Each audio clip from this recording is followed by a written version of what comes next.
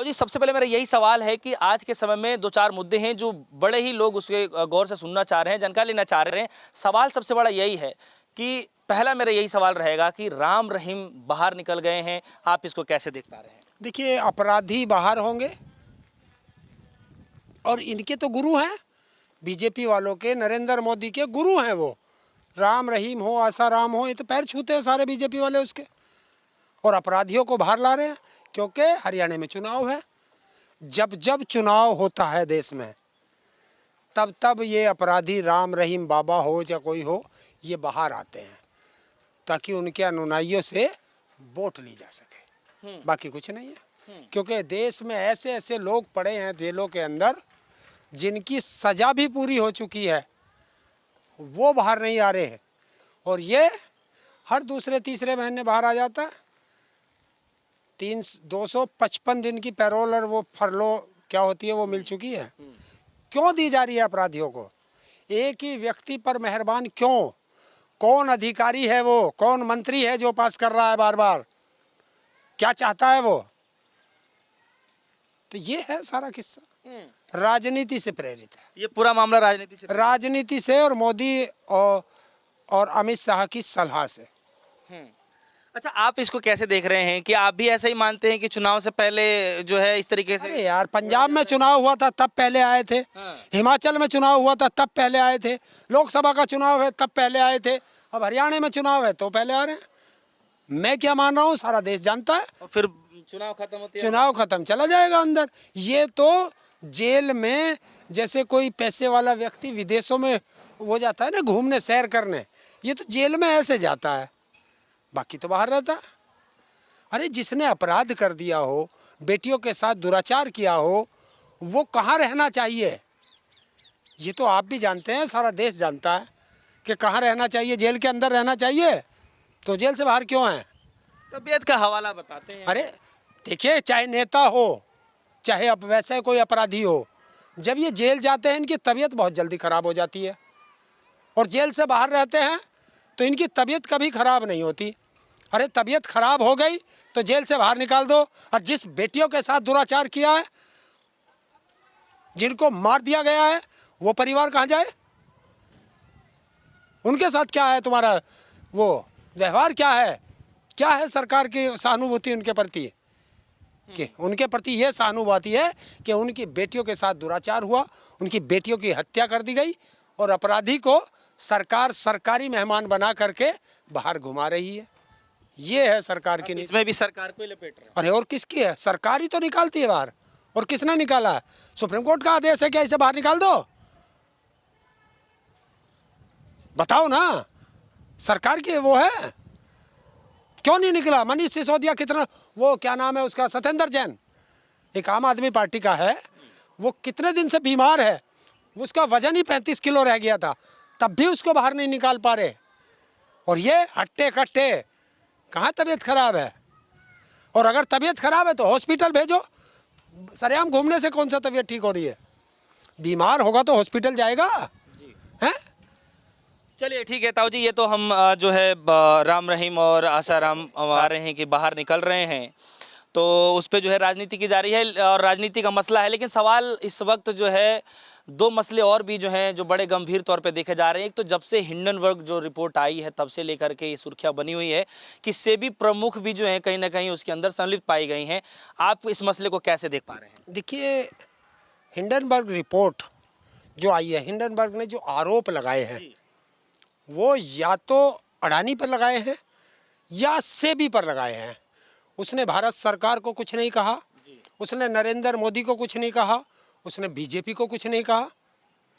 आरोप लगते हैं अडानी पर और सेबी चीफ पर, और बिलबिला जाते हैं बीजेपी के सांसद और मंत्री। कारण क्या है? वही कारण है जैसे एक तोते की जान राक्षस के अंदर थी। आप तोते की गर्दन मरोड़ो तो राक्षस बिलबिलाता है, उसी तरह नरेंद्र मोदी की जान अडानी के अंदर बसती है। आप अडानी का नाम लो, नरेंद्र मोदी और पूरी बीजेपी बिलबिला जाती है, और इसे देश राष्ट्र के नाम से जोड़ देते हैं, देशभक्ति से जोड़ देते हैं। अरे अपराधियों को तुम देशभक्ति से जोड़ रहे हो? ये संलिप्त है सेबी चीफ। राहुल गांधी पे जो है लगातार तंज कसे जा रहे हैं। राहुल गांधी जिस तरीके से बोल रहे हैं, इस देश कह में रहे हैं कि देश विरोधी। इस देश में है क्या? अगर सरकार से सवाल करोगे तो देश विरोधी हो जाओगे, सरकार के तलवे चाटने लगो तो तुम देशभक्त हो जाओगे।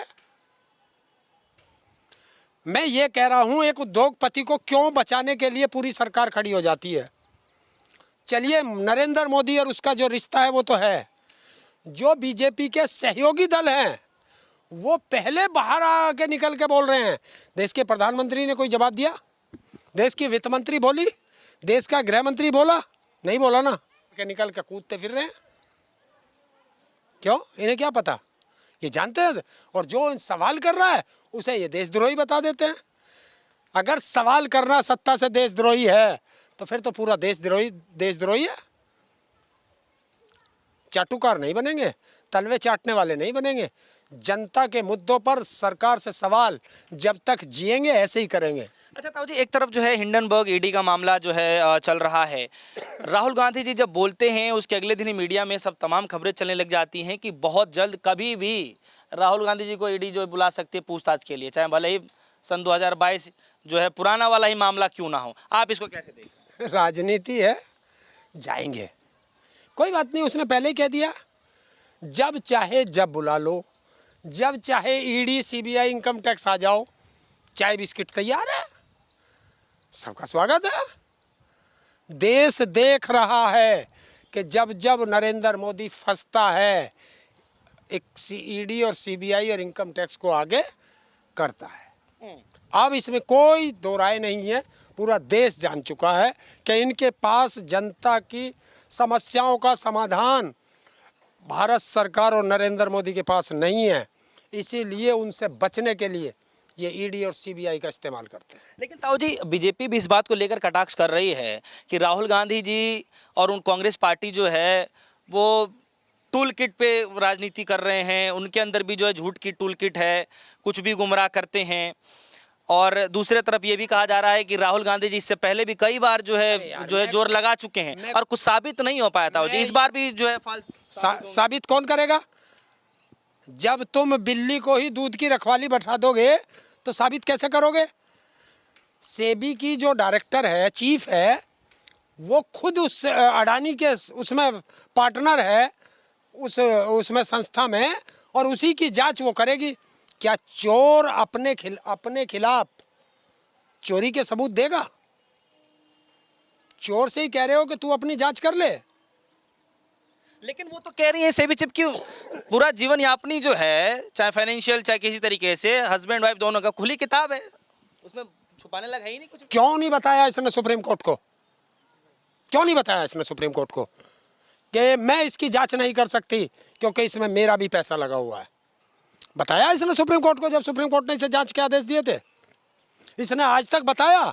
अगर हिंडनबर्ग रिपोर्ट वाला नहीं बताता तो ये बता दी थी देश को। और मैं बता रहा हूँ, पैसा इन्वेस्ट करने का सबको अधिकार है। जब ये सेबी में आई तो इसे वहाँ से अपने आप को अलग कर लेना चाहिए था, उस वाले से, और किसी उसमें लगा देते। अडानी ग्रुप में ही क्यों लगते हैं पैसे हैं? अडानी के भाई के ग्रुप में क्यों लगते हैं पैसे हैं? तो ये है सारा केस। चलिए ताऊ जी, एक दो सवाल मेरा और है कि क्या आपको भी लगता है कि राहुल गांधी जी पिछली बार भी जो है ईडी जब उनको पूछताछ के लिए आती है 40-45 घंटे पूछताछ चलती है, क्या इस बार भी आपको लगता है कि पहले तो संसद सदस्य गई थी एक बार, और इस बार लगता है कि एलओपी बने बैठे हैं विपक्ष के बड़े नेता के तौर पर, नेता प्रतिपक्ष, क्या लगता है कि वो पद भी छीन जाएगा और जेल जाने की नौबत आ सकती है? देखिए, कुछ भी हो सकता है, जेल जा वो इनको करना है वो करें। जेल जाने की नौबत? देखिए, आज मैं जेल जा रहा हूँ, कल तुम्हारा भी तो नंबर है।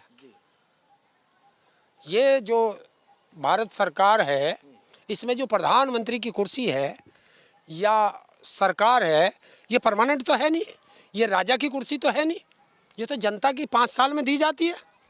आज नहीं तो कल जाना तो तुम्हें भी है, क्योंकि जनता अपने आप चुनती है जिसे भी चुनना हो।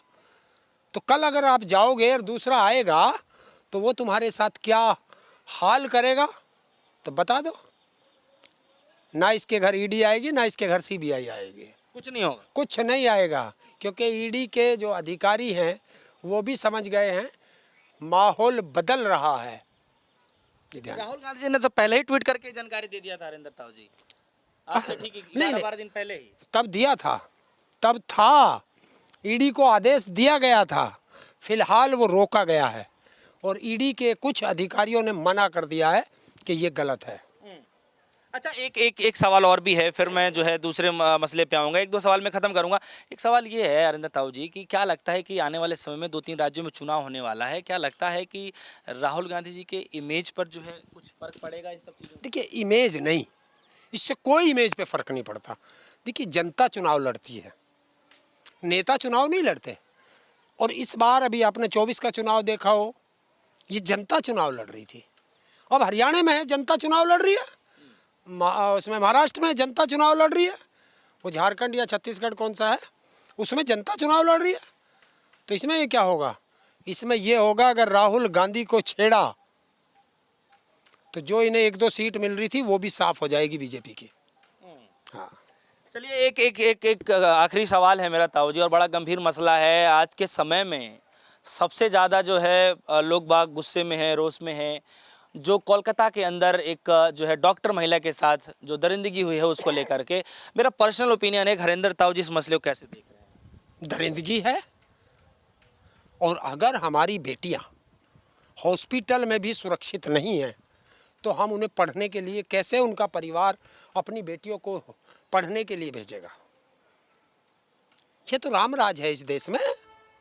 फिर रामराज में बेटियों के साथ दुराचार क्यों? कहीं भी हो, हिंदुस्तान के किसी भी कोने में हो, अगर बेटी के साथ दुराचार होता है, सरकार किसी की भी हो, ताऊ उन बेटियों के साथ खड़ा है।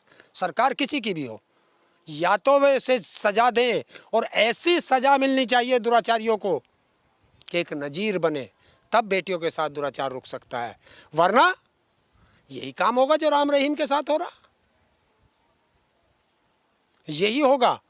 ये सारे नेता ही निकलते हैं, नेताओं के बेटे ही निकलते हैं दुराचारी। वो किसी भी पार्टी के हो। मैं किसी पार्टी को डिफेंड नहीं करता, मैं देश की जनता को डिफेंड करता हूँ। तो फांसी दो, वरना सत्ता छोड़ दो, वो कोई सी भी पार्टी हो। क्या मजाक बना दिया बेटियों के साथ इतना दुराचार? चाहे कलकत्ता हो, चाहे यूपी हो, चाहे हरियाणा हो, चाहे पंजाब हो, चाहे राजस्थान हो, चाहे मध्य प्रदेश हो, अगर कोई हाईलाइट हो गया तो उस पर तो तुमने हाय उल्ला मचा दिया, और कोई गरीब की बच्ची है उस पर तुम चुप रह जाते हो। बेटी गरीब की हो चाहे देश के राष्ट्रपति की हो, बेटी बेटी है। और अगर ऐसा दुराचार होगा तो तुम सत्ता में रहने के लायक नहीं। या तो सजा दो,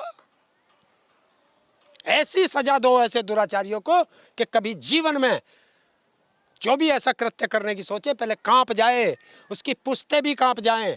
ऐसी सजा होनी चाहिए इनको। चलिए, बहुत बहुत शुक्रिया हरिंदर ताऊ जी।